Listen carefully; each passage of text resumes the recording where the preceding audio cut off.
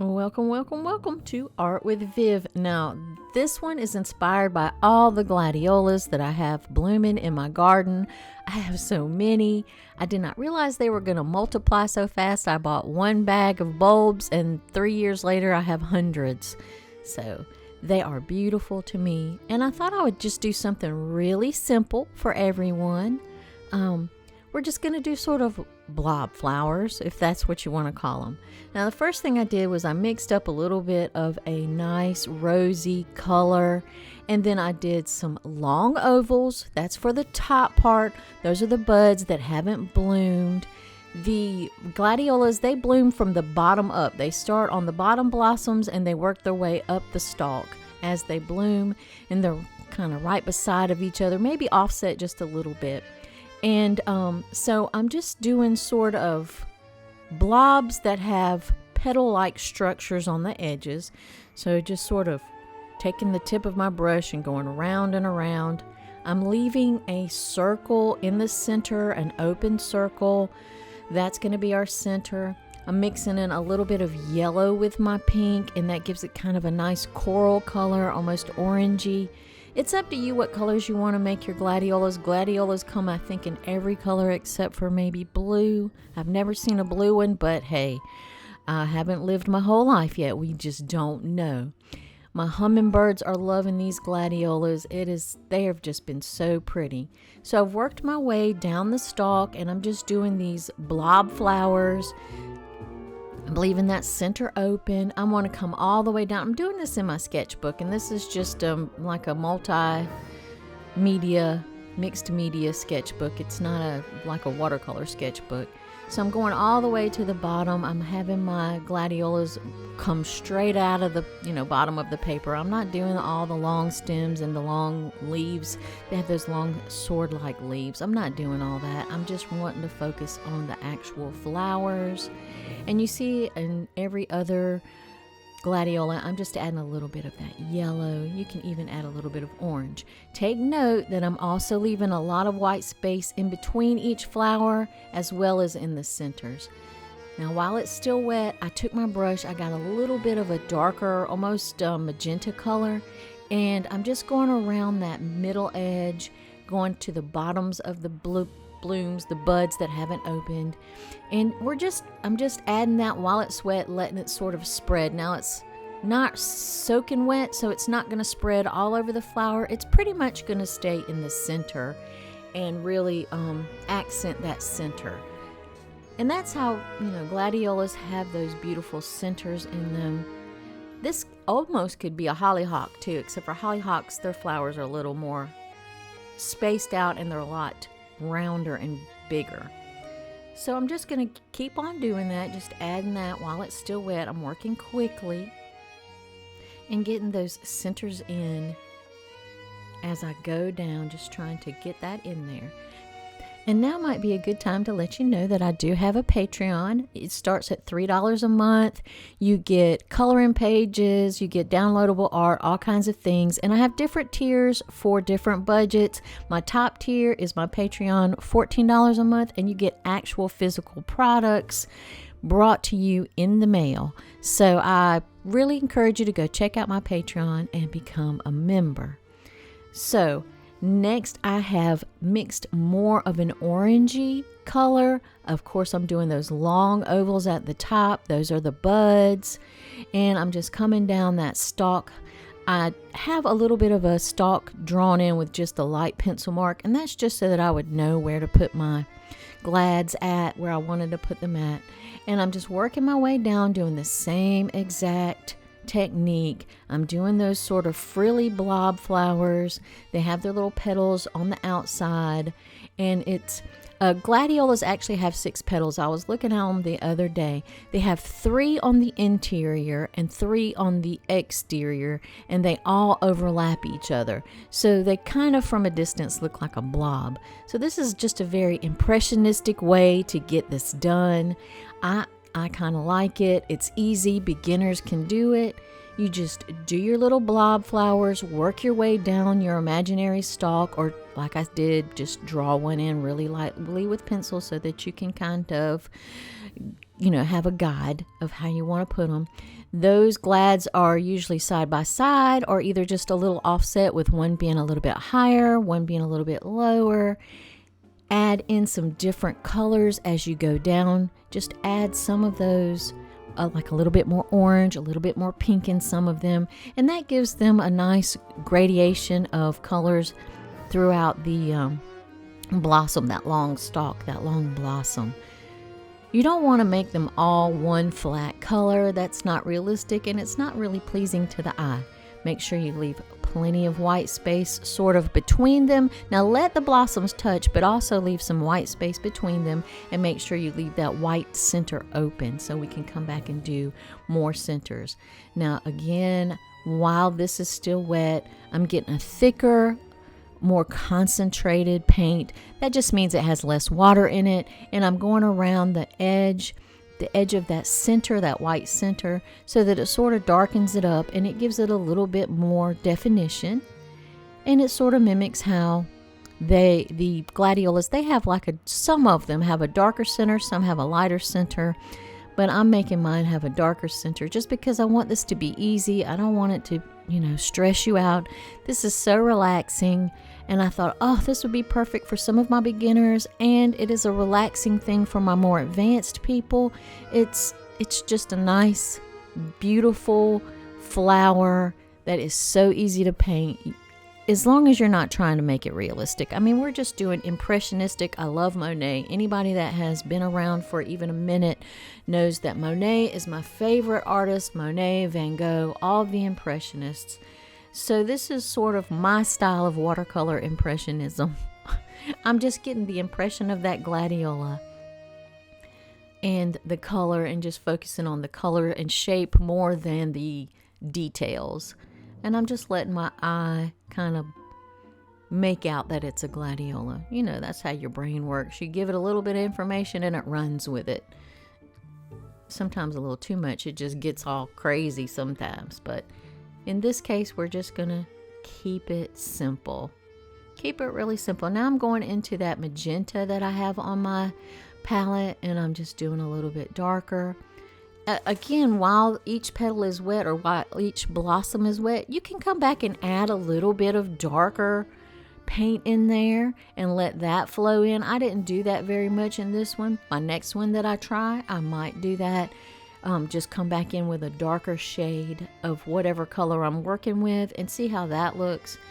Right now, I'm just trying to get in, just get in the blossoms, just how I think they should look.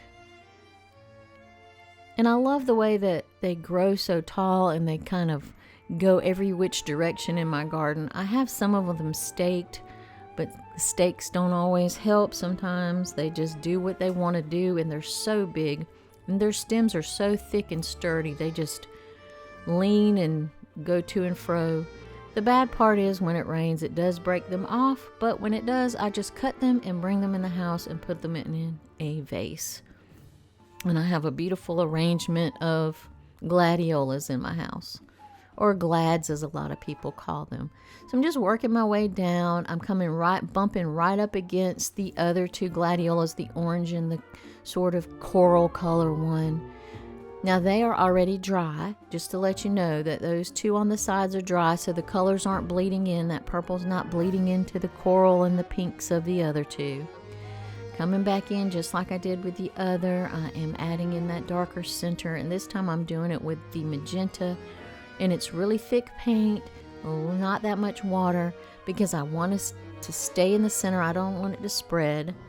And luckily the blossoms have dried enough so that it's not really wet, so the spreading is going to stay to a minimum, but you still get those soft feathery edges, that soft blending. I think we're going to do one more maybe. So I'm going to go back to my pink, my bright pink, and I'm using an opera pink, opera rose.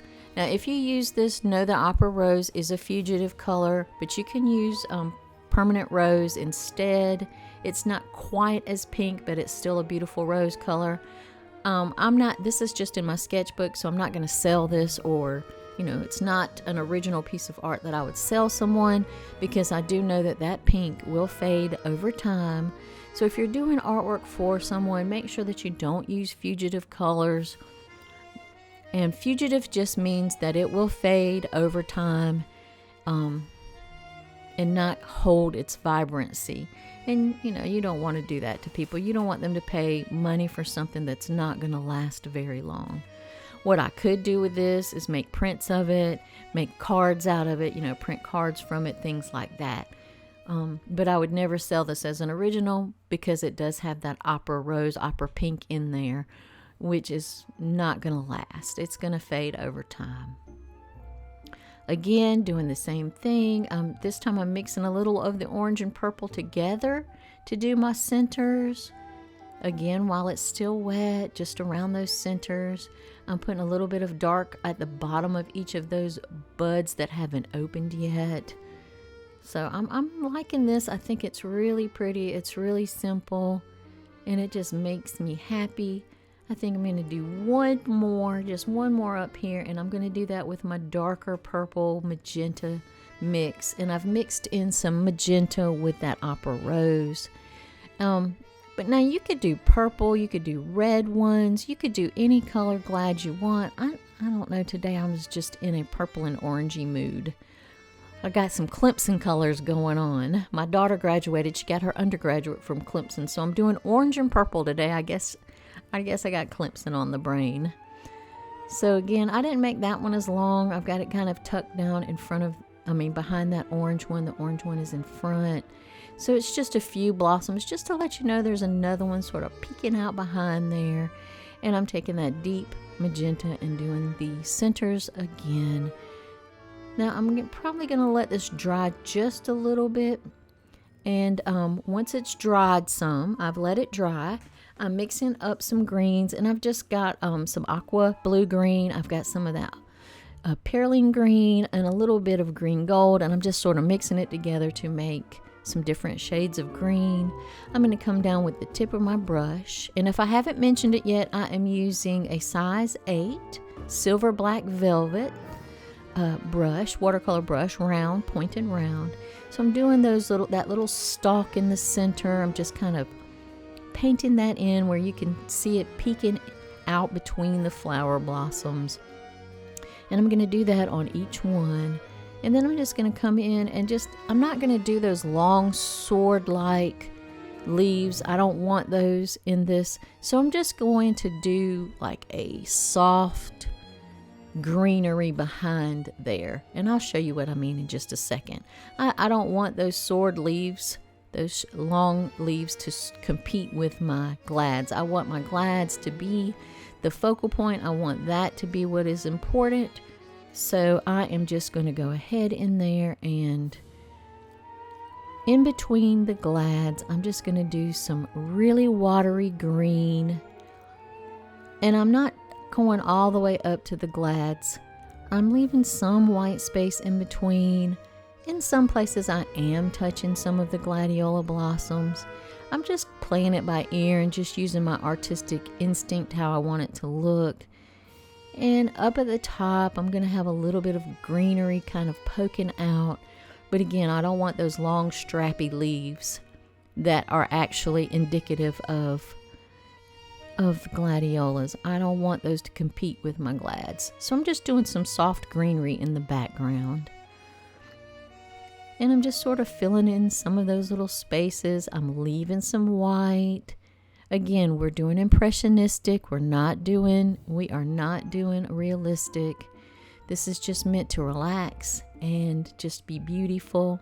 So now that I've let that green dry a little bit, I'm coming in with that darker perylene green, or you can use a blue, aqua blue green, whatever color you would like. It's up to you. But blue-green kind of sets off that orange. Orange and blue are complementary colors, so a green that has a little bit of a blue bias will make that orange look prettier. And of course, green and pink and red, those are complementary colors as well. So you'll do a little bit of green, a little bit of yellow green, a little bit of blue green. Once I let all that green dry, I'm coming back in with some New Gamboge, and I'm just putting that right in the centers of where that white, where I left the centers white. I'm just putting it right in the centers. I'm still leaving a little channel of white around it, around the center, so that it's not completely covered with the yellow. There's still some white.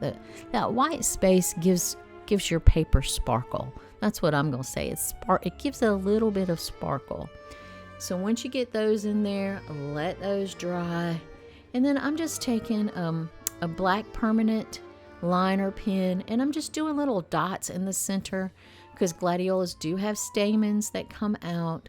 They're usually like a darker color, maybe not black, but I just want the definition of the black, because the black will show better against these lighter flowers. So that was just my design choice. You can use whatever color you would like.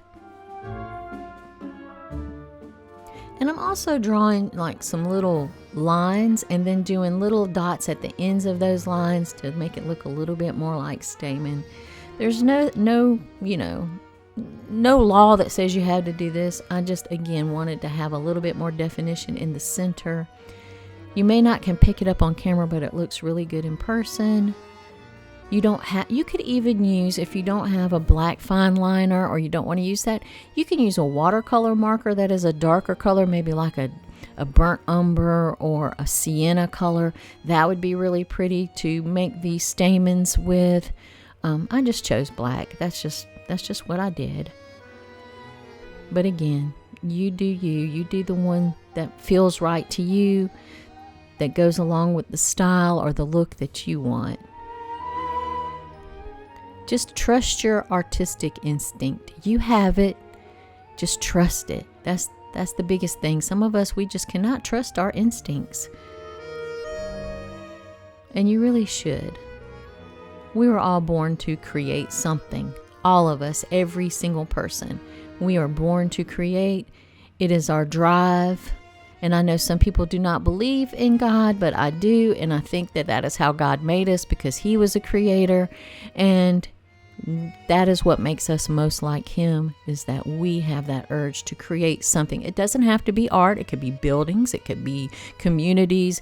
It could be anything. But we all want to make something. We all want to create something. Okay, that is my little soapbox for the day. I'm going to get down now. And I'm just going to continue to just put in these little stamen. I'm really pleased with the way this came out. Now, if you want to, you could even put some blue behind there for a sky. I didn't do all that. I was just wanting to do some relaxing sketching in my sketchbook, and I thought I would share it with you because it is such a beginner-friendly, all-level friendly type project, and I thought it'd be perfect for my Patreon. So I'm going to share this in my Patreon, and they're going to get an outline drawing that they can trace if they need to, or they can use it as a coloring. If they don't want to do watercolor, they can use it for a coloring page, or they could use some other media to paint it, like with gouache or acrylic or something like that. So I just thought that this would be perfect for my Patreons, and it's such a good little project. So there, I think we're finished. I appreciate you watching me. Don't forget to go check out my Patreon. I'll leave the link in the description, and I hope to see you again soon. Thanks for watching.